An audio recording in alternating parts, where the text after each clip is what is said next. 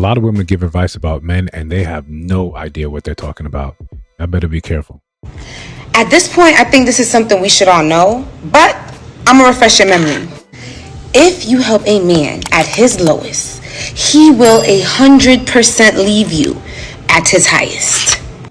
Men do not want to be with the woman that watched them struggle. Men do not want to be with the woman that knows he's broke. Men do not want to be with the woman that knew him before whoever he wants to be. It's a hard pill to swallow, but this is why as women we have to stop accepting men, right? When they're not all together, especially if you yourself have your shit together. There's no reward for helping a man get on his feet, boo. I'm so serious. He will use those 2 feet and walk the fuck out your life. If you think there's some sort of reward for you waiting at the finish line to pick a man, then it's even slimmer than being there with him to build the thing. You don't understand this key thing about men, and I get it, right? I want to cut her some slack, and women that think like this, I want to cut them some slack because you probably haven't been exposed to a higher tier, higher quality of sort of men. There's an honor in being with me in the beginning when things were bad, when things were maybe not so much bad, but they weren't great.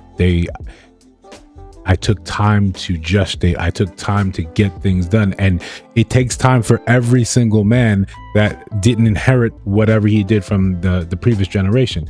All of us can. The one thing as men, as successful men, the one thing we all have in common is time. We had to take time to develop. That's not a nominal thing. That's not a thing you can just say, oh, but this guy, I know. No, it all takes time. It all takes time. And you don't have to be there. You don't have to be part of the process. But understand when you come out, when I come out the oven, when I come out the other side, when that cake is finally finished baking, why would I choose you over someone? How do you stand out? How do you set yourself apart from someone else? Because you all just look like you're just sitting there waiting and saying, hey, look at me. I've got my stuff together. You have your stuff together. We'd be a great couple together. Yeah, I'm not looking for you to have all that together. A lot of men, we just kind of need you to be functional, need you to be maintaining your own life. If you think these are things that make you stand out, rather your femininity being the largest thing that makes you stand out, then you're sorely mistaken. But we see this all the time. It becomes completely common and completely asinine. Before we continue, like, comment, subscribe, hit the notification bell so you don't miss no uploads. So we're trying to do 2 a day. Share the video, hype the video. We got merch in the store. Hey, listen, one of the things that we understand that single women keep women single. You have takes like this, right? Takes like this that when men look at it, we kind of scratch our head. And it shows like, do you have any male influence in your life? Good, decent male influence that you would particularly find yourself attracted to? Do you have these examples that look and say, okay, the way he moves makes sense to me, or he can elucidate how he moves, what's important to him? When men are in that grind position, when they're doing that work, this is probably one of the best chances for you to become, close to them. And it's not that you have to sit there and suffer through the thing with them. There's an understanding, there's a grace, there's making that man's life sort of easier in the small ways that mean the world to him. We often don't have people in our lives that do that outside of our family. You don't have someone saying, hey, I thought about you, so I sent you this. Hey, I knew you were sick, so I made you some soup. These are small things that cost you very little. Cost you very little outside of just your own attention, your attention and intention. But they mean the world to men because they're typically deprived of that. They typically have an isolated life that says, you got to go out there, you got to get it out of the mud, you got to do it on your own. And when you fail, if you fail, no one cares. No one cares to come up there and save you. So if you don't make something yourself, I knew it all along. If you do make something yourself, society also says, I knew it all along. It's a cold existence. And when you have to look upon yourself consistently and constantly for the drive to become better, yeah, it's an isolated experience. We would much rather have someone with us in that beginning because of your own trauma and your own hurt, and then because of the trauma and hurt in the community itself. That permeates your thinking. That makes you say these things when in reality, we're going to go with math here. In reality, it may take a man 10 years to really go from potential to actualized. 10 years. And I'm being very, very, very generous with that. It's probably more like 15 to 20. This is a young woman, and several young women have this attitude, this belief. You haven't had 10 years to give to a man to realize, oh, he just left me when he suddenly made it. You're absorbing the ideas that other women have told you, other generations have told you, or they've simply repeated down the line. You think that this is the case, but you never really hear the context of any of those stories. You never hear, okay, what actually happened in the relationship?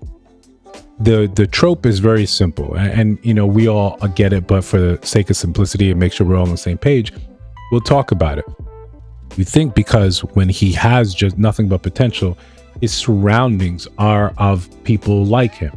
He doesn't have the access to some of these other women. But when he does finally make it, now you see all these other women look at him and say they want him. I think part of this idea, this saying is an unacknowledged fear. Is an unacknowledged fear that if compared to these other women, you would lose. You would lose. You think what you've made of yourself compared to these other women that he's choosing, you would lose. Or you're trying to make it seem as if because these women didn't know his struggle, therefore he doesn't want to be with a woman who knows his struggle. No, we crave that type of intimacy. We tell you all the time. When we say that we don't open up because we've tried that before, it's been turned on its head and used to hurt us. We all have that very similar experience because we all still try. We all are still seeking that. This is why, right? And we'll link this to another topic, another idea. This is why they always talk about why side chicks do so well. Because he doesn't really care about what the side chick thinks about the larger parts of his life. So he's usually a lot more open with her about what he fears, about what's bothering him, about the ills in his life. And she, knowing her role, knowing her part, simply soothes him. And that's why he can't get her out of his system. That's why he looks willing to throw everything away just for a shot at that little slice of intimacy. He can't do with you at home because of whatever pressures, whatever issues. Maybe in the past he's tried and it came back to hurt him, whatever. But I use that example to illustrate that men do want that very same type of intimacy. They do want someone there to share their trials and their tribulations with. This is what brings couples together, this shared sort of like conflict, the same sort of issue, the same sort of desperation when you're sitting there trying to make something happen. He knows out of everyone on the planet, outside of small few, he can come to you and lay his burdens down with you. That is something that builds real relationships. But right now, in our, today, with our short attention spans, our shorter desires, we are so quick to dismiss this. And you think, well, okay, why wouldn't he just change me out for someone else? All right. But again, on this channel, we never tell women that you have to do a thing, that this is the standard, this is the gold standard, do this or don't do that. No, that's fine. Ask yourself this. And when you see older women making content and saying the same things, you don't want to choose a man that just based off potential. You want someone that's already fully realized. How is that working out? Because when those men get to the spot, when they finally make it, and then they let you know, well, if no one was around when I was building these things and finally becoming the man that women desire from young to old, I'm going to choose exactly what I want. There's no other factors to consider. This is how you win against these younger women. You were there. You have the history. You have the knowledge. You have the understanding of how to treat them. But if you don't, then you're probably not going to win against someone when he's first looking at someone physically. Okay, she looks like this. Okay, check. Everyone that does not meet these requirements, you can go. You always, you can, more often than not, you're going to find yourselves in the categories of you can go. But again, this game can be played whichever way, someone desires. Just ask yourself, are the results that I'm using, is the methodology that I'm attempting getting me closer to results I want? If it is, continue. If it's not, maybe we rethink some things. But listen, I might be wrong. I might be off base. Let me know down in the comments below. If you see other videos on your screen, check those out. Let me know your thoughts about those videos, in those videos. And naturally, if you listen to my voice now, you have not subscribed, I think you should. We're trying to build something dope. I'll see you in the next one.